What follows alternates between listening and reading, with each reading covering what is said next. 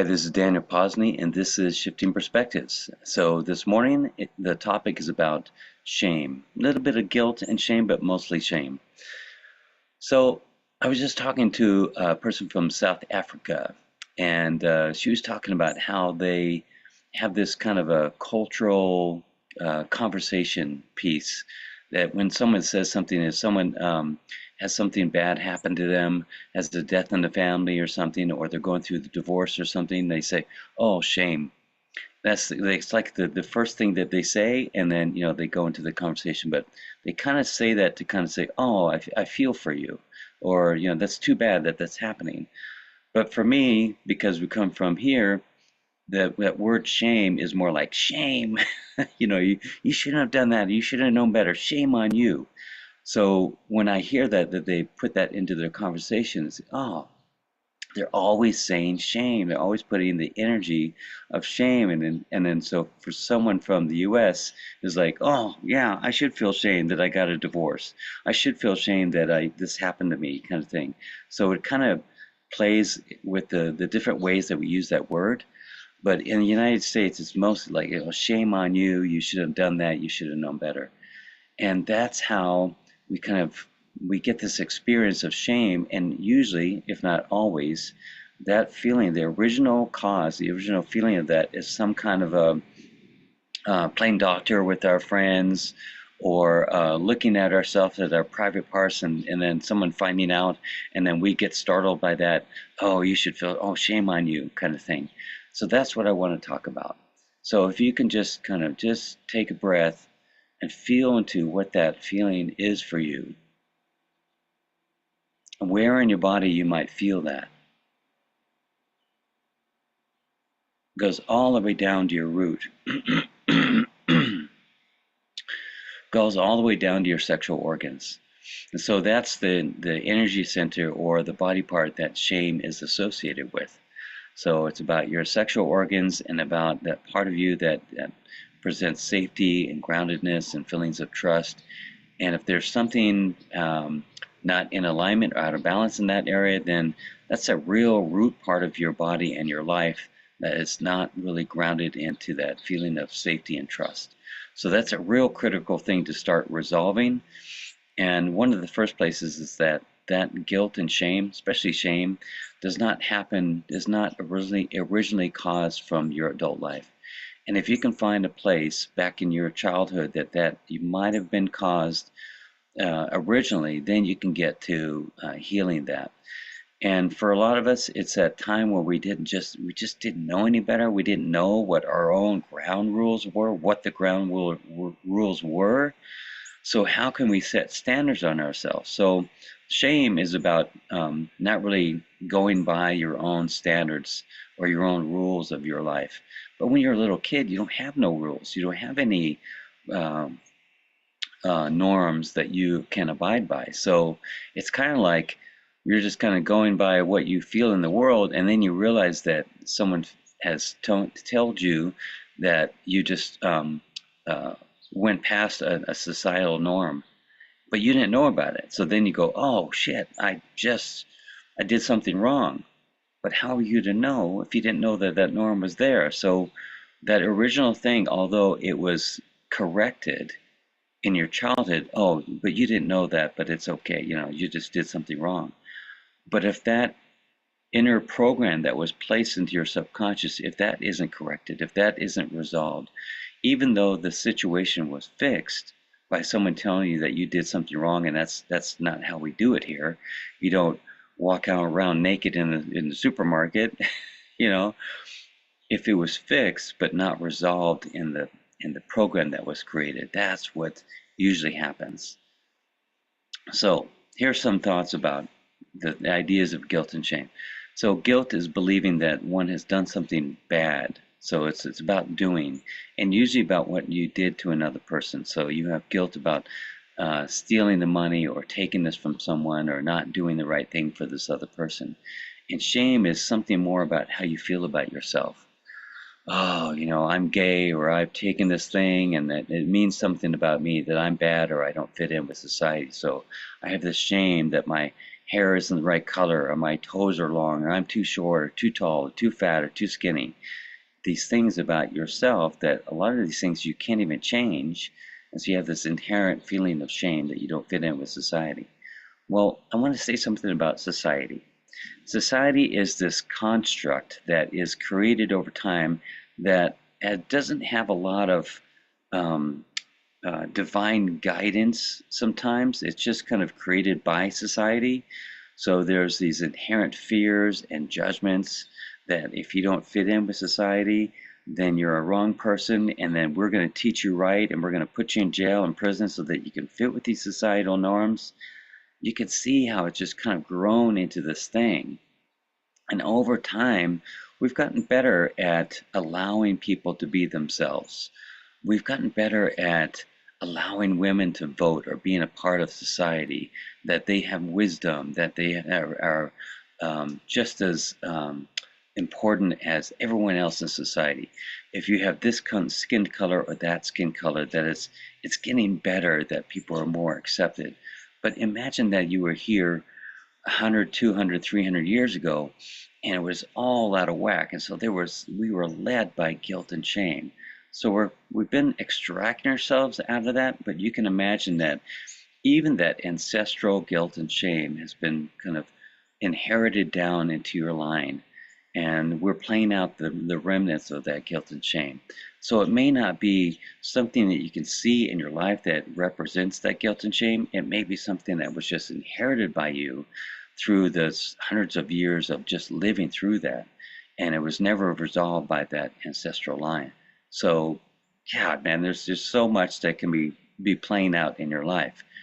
But if you think about this life, maybe there is something in your childhood that you were sexually abused as a child by some relative or friend, and you thought that you must have done something wrong. You must have caused this to happen.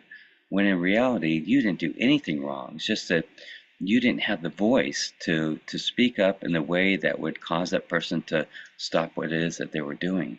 So maybe you just froze, and then you felt guilty that you just froze. You felt shame that you froze. So, but now that you're a big person and you look back at that, I really should have done something different. Yeah, in the consciousness that you're in now, you could think of something. But the consciousness that you were in then, there was no thinking, there was no knowing. And maybe in that person that was doing the crime or doing the abuse, maybe they didn't know. Maybe they were following some response that they had. So the best thing that we can do is realize that whatever guilt and shame, especially shame, that you're thinking about now has nothing to do with what you're going through right now. It at least has everything to do with some event that happened in your childhood, if not beyond childhood into some other ancestral thing. So I think it's really healthy to realize that you're off the hook for needing to know everything that you need to do in the time that it happened. So one of the biggest problems with guilt and shame is not the excuse me, not the event. I'm coming over a cold here.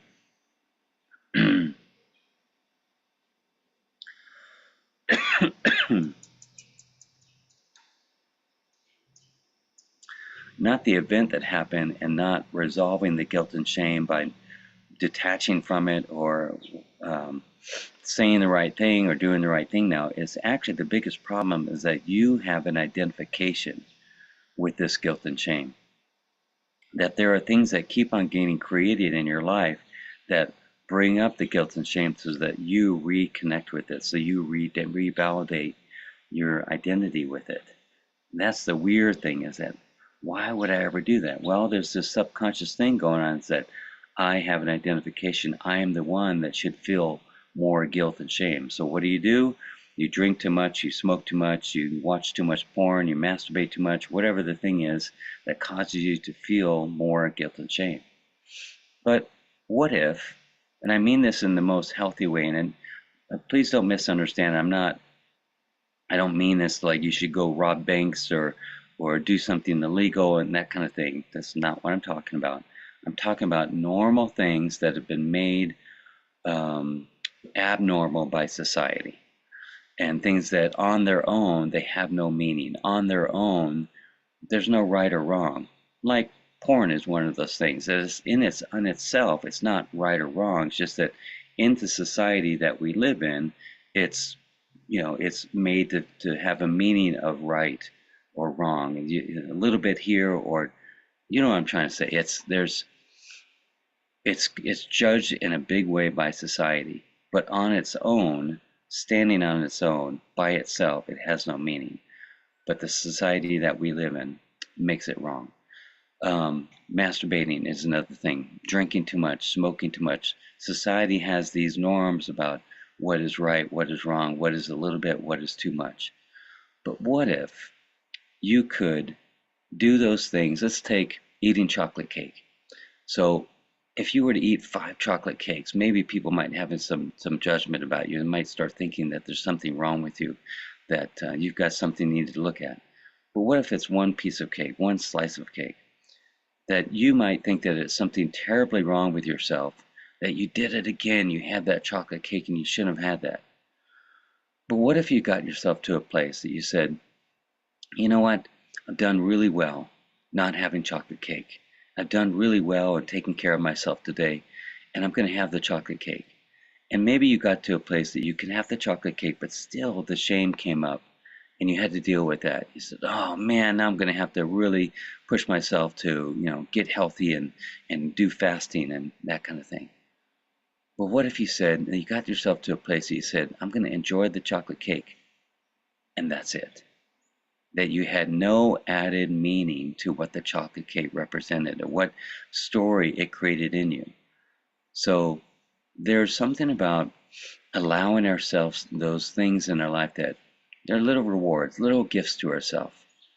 But sometimes we don't feel that we deserve that. We don't deserve those gifts. And even worse, that those little things that we give ourselves, that we're trying to get away with something. And that's something that I needed to deal with, is that if I had a beer, or if I had a chocolate cake, or if I had a whatever, that I was getting away with something. That's the thing that I needed to look at. It wasn't the chocolate cake. It wasn't the thing that I was doing. It was the reasoning behind it, that I was getting away with something. So I would hide the wrapper or hide this thing, and I would, get away with these things.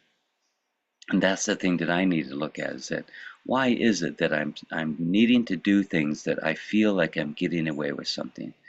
And that goes way back into the childhood, that you're getting caught doing something that you feel you shouldn't be doing, but actually it's not such a bad thing, that everyone does that. Like, let's take masturbation. Like, it's not, oh, we don't talk about it, but it's actually something that a lot of people do because it feels good, and an energy release, and it's something that you're amazed that your body gets a reaction to touch, to physical touch. So it may be something that you thought was wrong,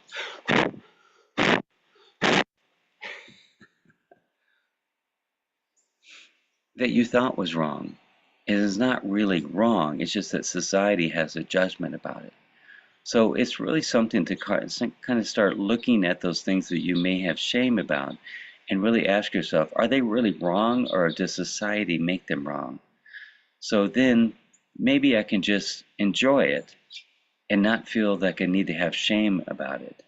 And maybe what you might be doing might give permission to someone else to feel okay about it. So that's my radical approach to things that cause us shame, that there's some inner identification that is causing some reconnection with what you felt in your childhood, that I should feel guilt and shame because that's what I identify with. And the other part of it is that maybe there's something, little shift in how I approach this chocolate cake, or this sexual pleasure that I'm involved in, that it's not so bad that I thought it was. It's just that the way that I was brought up, the way that society has been teaching me, that they make me feel guilt and shame about this thing. So it's a kind of a repositioning myself, is that actually it's not so bad as what I make it out to be. That it just is what it is. It has no meaning behind it, and I find pleasure in it, And pleasure's not such a bad thing. So just to reconnecting with those things and not making it into a story of what just experiencing this or enjoying this thing really is.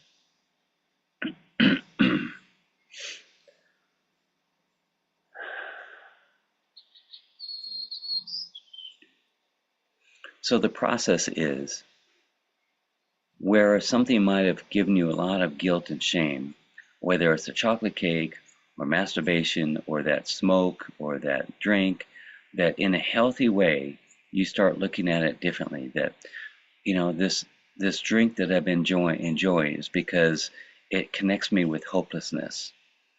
Maybe if I start connecting with where the hopelessness comes from, that I might start resolving the need for the alcohol. What if that this connection with the smoke, the weed, or whatever the thing is, that it causes me to disconnect with something that I'm starting to feel. Maybe I start connecting with that thing that I don't want to connect with, and it resolves the need for the smoke. Maybe if I connect with this guilt and shame that I feel about masturbation and porn and sexual energy, that I actually start looking into that in a healthy way, that I won't shy away from it, from feeling guilt and shame about it. So what I'm asking you to do is to look into this in a healthy connection to it, that the inner the reaction, the emotion that comes from it, that it makes it mean something else, that connects you with some identification with yourself, that you just see it for what it is. And then maybe you just start enjoying it for as long as you need to enjoy it. And then later on, you might not need it anymore. So I'm reminded of a story from Paramahansa Yogananda. And it goes something like, one of his students comes up to him during his last supper, and he's going into what's called samadhi, which is a kind of a deepest meditation, and you could actually choose death from this meditation. And he's going into samadhi, and the student comes up to him and he says, Yogananda, I just want to say that I'm really enjoying this teaching that you're presenting, and I want to be a great student of yours, but I'm having a problem. I have questions. I feel this, like I should feel guilty or shame about these desires that I have. And he talks about having a desire for alcohol, and a desire for good cigars, and a desire for sex with women. And Yogananda says, just keep enjoying those things. Keep enjoying your good cigars and your great alcohol and your sex, and don't worry about it. He says, you mean I can follow this path and still have those things? He says, yeah, just keep enjoying them. But you will find that if you keep following this path, the need for those desires will fall away on their own. And I completely agree with that, that as you deal with the inner desire, what the emotion is that's creating that desire, you can start going into the inner healing, and those desires, what they meant, will start to fall away. So thank you very much. I hope that helps. Bless you. Thank you. I love you.